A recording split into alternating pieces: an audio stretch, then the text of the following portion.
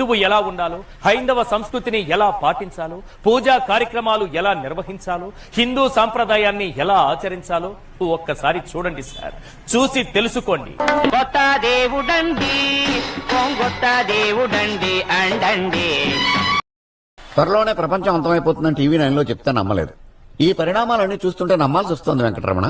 మనోడు హిందువు అని నిరూపించుకోవడానికి అల్లాడిపోతున్నాడు బిడ్డ.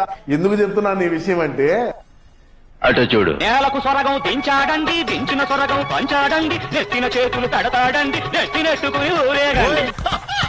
ఈ డ్రెస్ లో వచ్చాం ఆంధ్ర అలెగ్జాండర్ ఉన్నావు. ఇంతకీ అవతీ డ్రెస్ నాదే ఏం బాగాలేదా? బాగుంది, కానీ నువ్వు వేసుకుంటే సేల్స్ పడిపోద్దేమో. ఈ రోజు వేపల్లి మండలంలో మన అన్న బజ్జులో మునిగి తాగుతా ఉన్నాడు. సరే,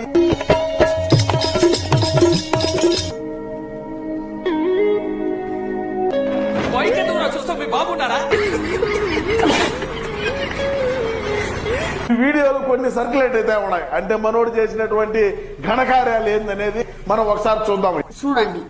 నమస్కారం నమస్కారం నమస్కారం. ఇలాంటప్పుడే మనం అడుగు ఆచి తూచి వెయ్యాలి.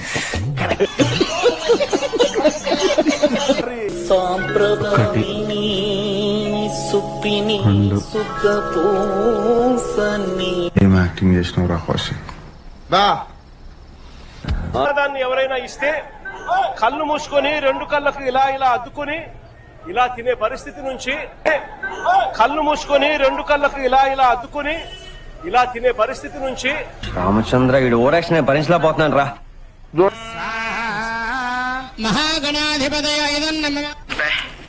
ఏం ఈ పనుల్లో కనిపించలేదు. పైగా ఫిజికల్ గానీ మెంటల్ గానీ స్ట్రెయిన్. నామధేయస్య భారతీ నామధేయాయ రాష్ట్ర ముఖ్యమంత్రి పదవి యోగ్యతా సిద్ధ్యర్థం.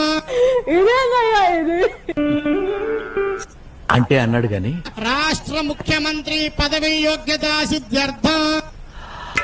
ఆ ఊహ ఎంత బాగుందో. దేశ పరిపాలనా సిద్ధ్యర్థం రాష్ట్రస్య ప్రజాహితానాం పరిపాలనా సిద్ధ్యర్థం